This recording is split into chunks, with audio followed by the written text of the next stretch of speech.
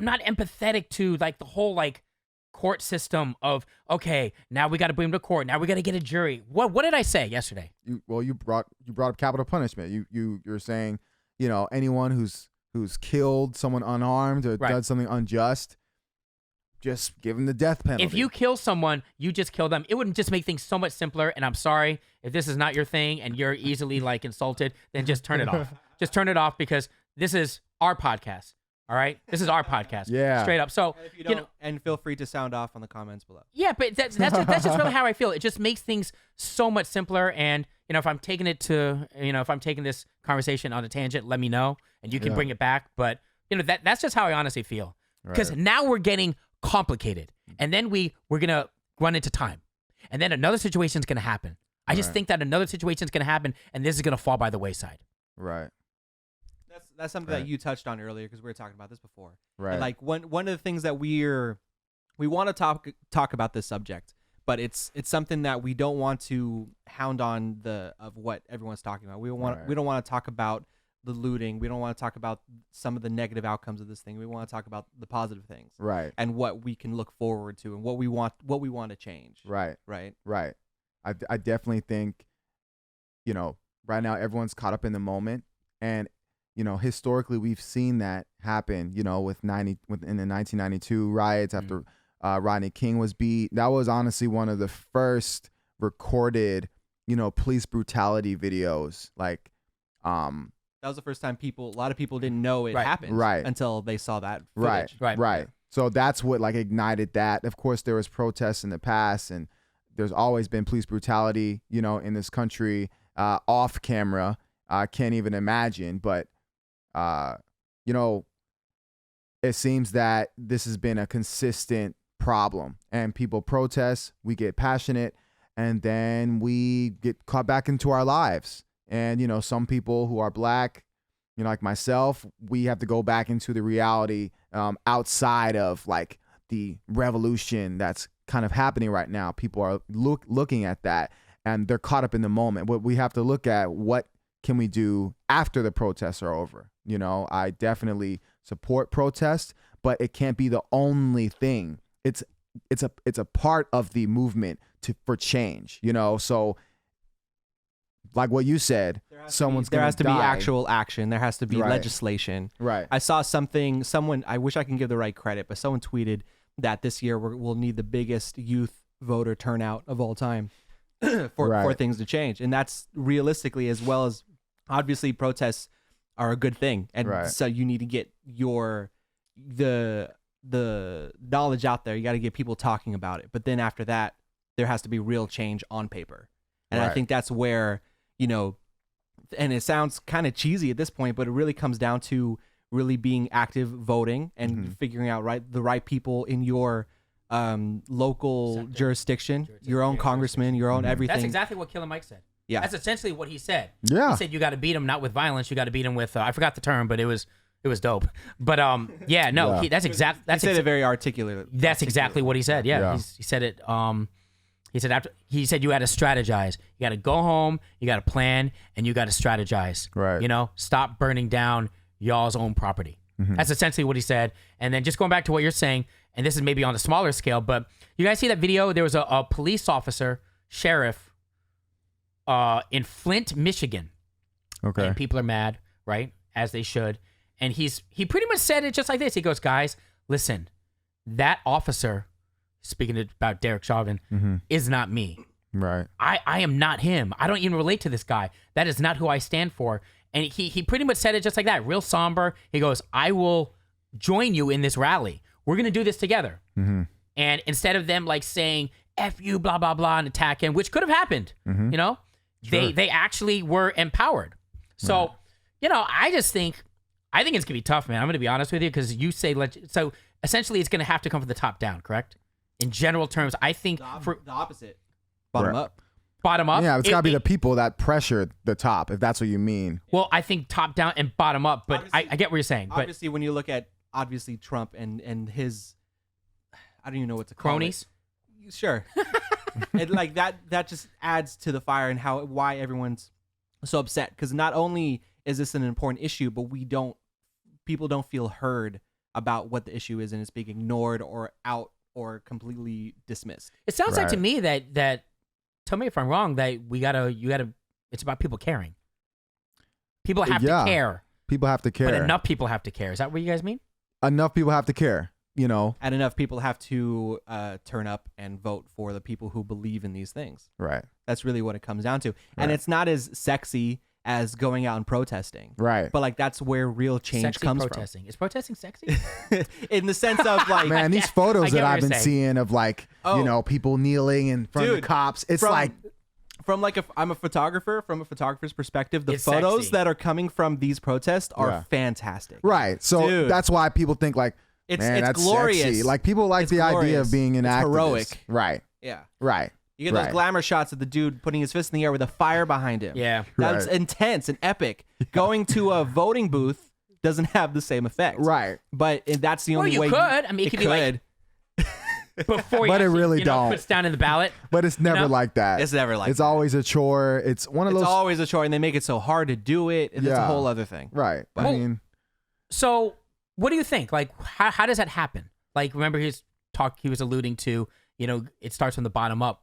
Like, how would that happen? Like, in a real world situation, how would we empower people? right. Yeah. Well, I mean, it's a really good question, Julian, and I'm glad you asked me. It's a very basic question. It's a really good question though, because we have to get back to the basics. Like, okay, so what can we do? What does that mean? Like on a literal sense, we have to advocate for policies that are going to impact and transform the system. That's what we have to do. There are specific policies that can do that can change the way society even operates.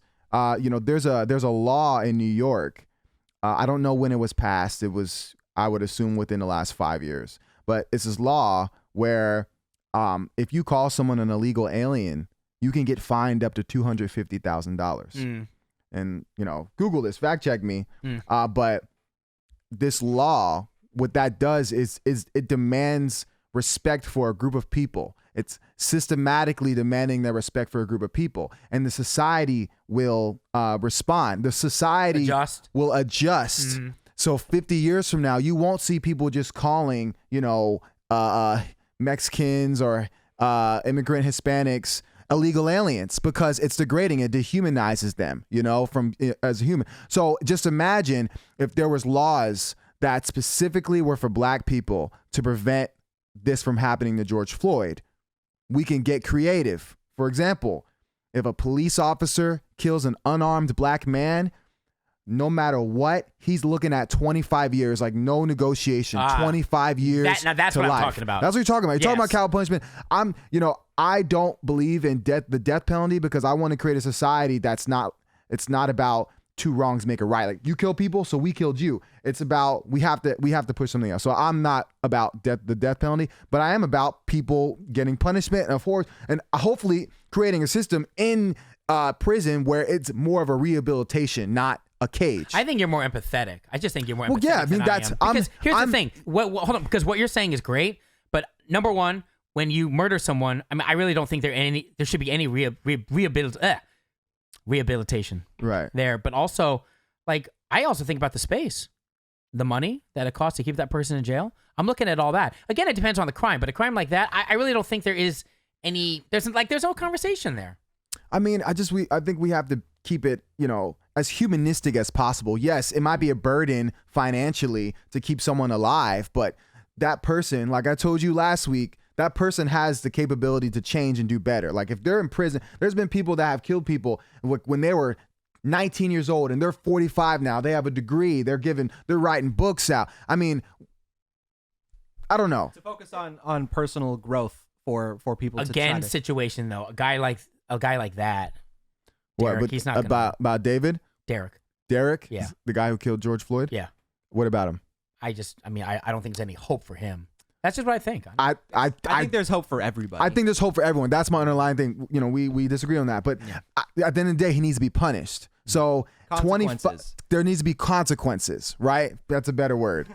Punishment is kind of, but there needs to be consequences to the causes, and the system has to reflect that. The reason why there's so many protests and people are angry and emotional is because the system didn't respond, the way they should have. Right. So, we have to create policies. We have to push policies that will prevent that. And what would prevent that is, no matter what, no just getting fired, no slap on the wrist. When you do something that's that blatant and you kill someone unarmed, you automatically looking at 25 and to life. Agreed. So I'm saying if you get 50 years, you can talk it down, but you're not getting any more than 25. Sounds like you need to rewrite the laws.